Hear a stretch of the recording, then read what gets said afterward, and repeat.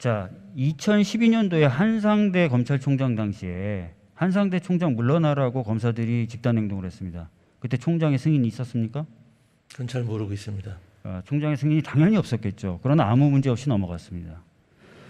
자, 집회 금지 또는 해산 명령 위반이 되려면은 그 행위 자체가 위법해야 됩니다. 아무리 공무원이라 하더라도 위법하지 않은 행위에 대해서 금지하거나 하지 못하게 할 수는 없죠.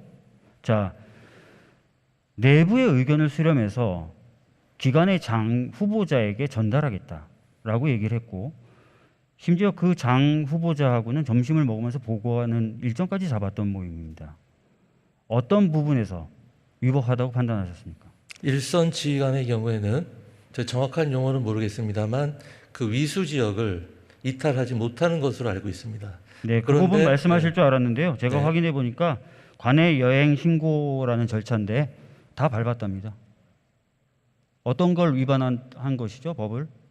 그건 제가 한번 확인을 해보겠습니다. 자, 법 위반한 것도 없는데 그것을 금지하고 해산하려고 했던 것 자체가 저는 말이 안 된다고 생각합니다. 그것이 근데 거기다 더 나아가서 그 모임을 쿠데타, 즉 내란에 비유하셨습니다. 그걸 떠나서요. 쿠데타 즉 집단 내란에 행동으로 보일 비유하셨습니다. 여지가 있습니다. 장관님, 쿠데타 또는 내란에 비유하셨습니다. 판사 출신이시니까 잘 아실 겁니다.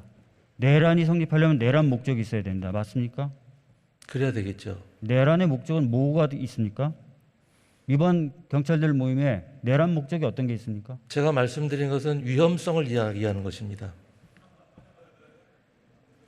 제가 아까 말씀드렸지 않습니까? 일반 공무원들의 법률 집단 전문가시고 행동과 부처의 장관이십니다. 네, 말씀하실 때는 여러 가지 다 판단하고 고려해서 신중하게 하셔야 됩니다. 그렇습니다. 내란이라는 말을 일반 제가 내란이라는 정치인들도 이야기를 굉장히 쓰지 부담스럽습니다. 쿠데타가 내란입니다. 좀 다릅니다. 좀 다릅니까? 네, 그렇습니다. 쿠데타하고 내란이 다르다는 거의 유일한 학설이 나온 것 같습니다. 자, 내란이 되려면 내란의 목적이 있어야 되고 또 그리고 물리력 행사나 이런 것에 대한 정도가 있어야 됩니다. 자, 그런 것에 미치지 않았고 특히 이번 경찰들의 회의는 민주적 통제를 거부하려는 것이 아니라 민주적 통제의 방안으로 어떤 것이 좋은지 의견을 모아서 자신의 수장이 될 후보자에게 전달하겠다는 것이었습니다. 어디서 국헌을 물러나게 하고 어떤 내란의 목적이 있었다는 겁니까?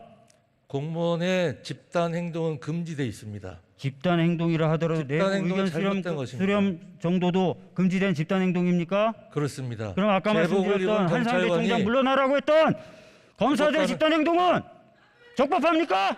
그것과는 다른 것입니다.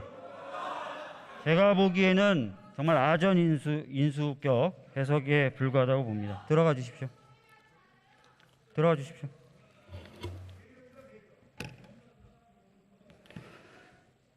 한동훈 장관님 앞으로 좀 나와 주십시오.